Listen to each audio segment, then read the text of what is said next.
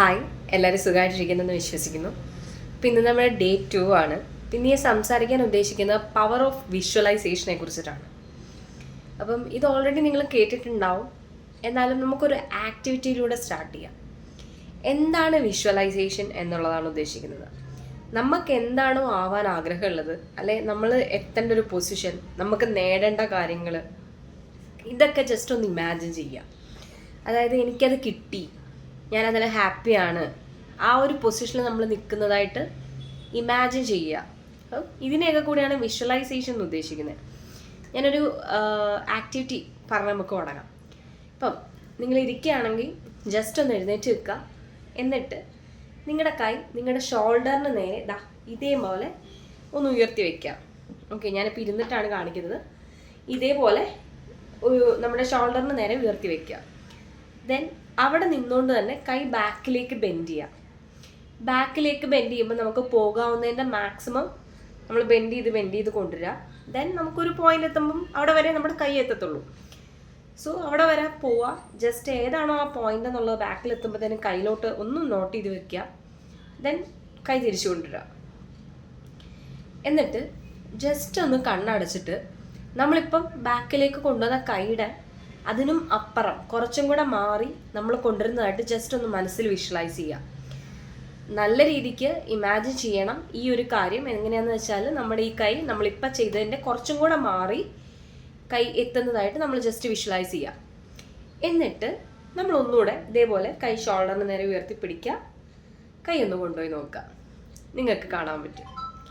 ഇതേപോലെയാണ് വിഷ്വലൈസേഷൻ്റെ കാര്യം എന്ന് പറയുന്നത്. നമുക്ക് ആഗ്രഹമുള്ള കാര്യങ്ങൾ, അല്ലെങ്കിൽ ഇപ്പോൾ ഒരു ഉദാഹരണത്തിന് എനിക്കൊരു കമ്പനിയിൽ ജോലി വേണം. ആ കമ്പനിയിൽ ജോലി കിട്ടിയതായിട്ട് ഞാൻ ആഗ്രഹിക്കുകയാണ്, അല്ലെ ആ കമ്പനിയിൽ ജോലി എനിക്ക് കിട്ടി, ഞാൻ അത് മനസ്സിൽ വിചാരിക്കുക, ഞാൻ ആ പൊസിഷനിൽ ഇരിക്കുന്നതായിട്ട്. ഇതൊരു ഡെയിലി നമ്മൾ കണ്ടു നോക്കിയേ. ഇതൊരു ഉദാഹരണം മാത്രമാണ്. ഇതുപോലെ നിങ്ങളിപ്പം എക്സാമിന് നല്ല രീതിയിലുള്ള ഒരു മാർക്ക് മേടിക്കുന്ന കാര്യമായിക്കോട്ടെ.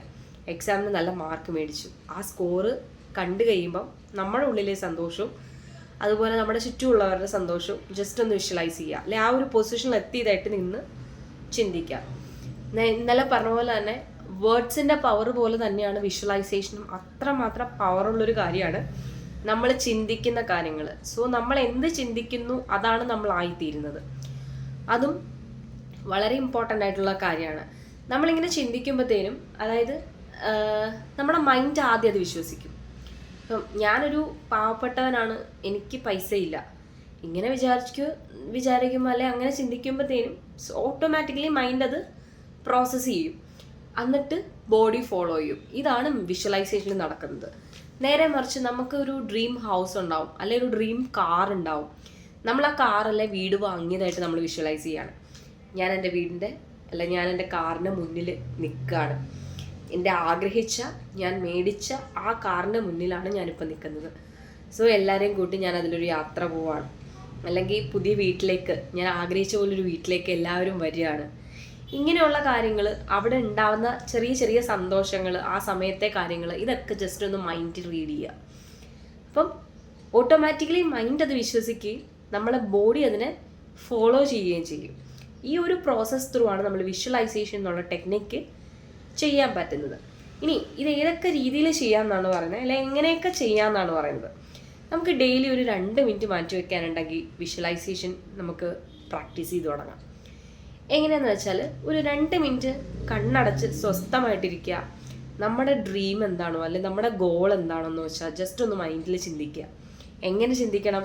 നമുക്കത് കിട്ടിയതായിട്ട് ചിന്തിക്കണം.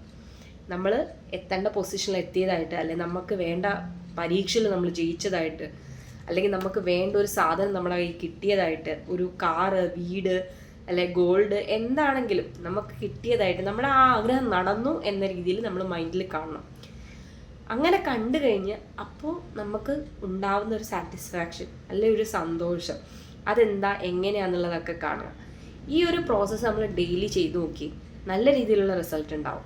നമ്മുടെ ചിന്തകളിൽ മാറ്റം വരും, പോസിറ്റീവായി തുടങ്ങും. ഇങ്ങനെ നമ്മുടെ കോൺഫിഡൻസും ഇൻക്രീസ് ചെയ്യും. ഇനി വിഷ്വലൈസ് ചെയ്യുന്നത് കൊണ്ട് മാത്രം കാര്യമുണ്ടോ എന്ന് ചോദിച്ചാൽ അങ്ങനെയല്ല. വിഷ്വലൈസ് ചെയ്യുമ്പം ഞാൻ പറഞ്ഞു ഓട്ടോമാറ്റിക്കലി നമ്മുടെ കോൺഫിഡൻസ് ഇൻക്രീസ് ആവും. കോൺഫിഡൻസ് ഇൻക്രീസ് ആകുമ്പോൾ നമുക്ക് ട്രൈ ചെയ്യാനുള്ള മോട്ടിവേഷൻ കൂടും. സോ നമ്മൾ ഈ പല കാര്യങ്ങളും ചെയ്തു തുടങ്ങും, അങ്ങനെ അതിന് റിസൾട്ട് ഉണ്ടാക്കി തുടങ്ങും. അങ്ങനെ നമുക്ക് നേടിയെടുക്കേണ്ട ആ ഒരു ഡ്രീം നമുക്ക് അച്ചീവ് ചെയ്യാൻ പറ്റും. അപ്പം ഇതേപോലെയാണ് എന്താ പറയുക വിഷ്വലൈസേഷൻ്റെ ടെക്നിക്ക് എന്ന് പറയുന്നത്. ദെൻ നമുക്കറിയാം ഒരു മൈക്കിൾ ഫിലിപ്പ് എന്ന് പറഞ്ഞൊരു സ്വിമ്മർ ഉണ്ട്. ആളുടെ എല്ലാ മത്സര സമയങ്ങൾക്കും മുന്നേ അയാൾ ഇറങ്ങുന്നതിന് മുമ്പേ അയാൾ എന്താ പറയുക ആ ഒരു മത്സരം ജയിച്ചതായിട്ട് അയാൾ മൈൻഡിൽ കാണും. അങ്ങനെയാണ് അയാളുടെ ഓരോ സക്സസ്സെന്നും അയാളുടെ ഒരു വീഡിയോയിൽ അയാൾ പറഞ്ഞിട്ടുണ്ടായി. അതേപോലെ നമ്മൾ ചിന്തിക്കുന്നത് അത് നമ്മളായിത്തീരും. നമ്മൾ പോസിറ്റീവായിട്ട് ചിന്തിച്ചാൽ പോസിറ്റീവ് റിസൾട്ട് ഉണ്ടാവും, നേരെ മറിച്ച് നെഗറ്റീവായിട്ട് ചിന്തിച്ചാൽ നെഗറ്റീവ് റിസൾട്ട് ഉണ്ടാവും. നമ്മൾ പ്രോപ്പറായിട്ട് നമുക്ക് എന്താണ് വേണ്ടത്, നമ്മൾ എങ്ങനെയൊക്കെയാണ് വേണ്ടത്, നമ്മൾ എന്താണ് ആഗ്രഹിക്കുന്നത്, ഈ ഒരു കാര്യങ്ങളെ ഒന്ന് ചിന്തിച്ച് നോക്കി, ഒന്ന് ഇമാജിൻ ചെയ്ത് നോക്കി, നല്ല രീതിയിലുള്ള മാറ്റങ്ങൾ ഉണ്ടാവും. അപ്പം ഇതുവരെ ചെയ്തിട്ടില്ലാത്തവരാണെങ്കിൽ ഈ രീതികളൊക്കെ ഒന്ന് ഫോളോ ചെയ്ത് നോക്കുക. അപ്പോൾ ഇന്നത്തേക്ക് ഇത്രയേ ഉള്ളൂ. റിസൾട്ട് ഉണ്ടാവുകയാണെങ്കിൽ കമൻറ്റിൽ പറയാം. അപ്പോൾ ഓക്കെ, ബൈ.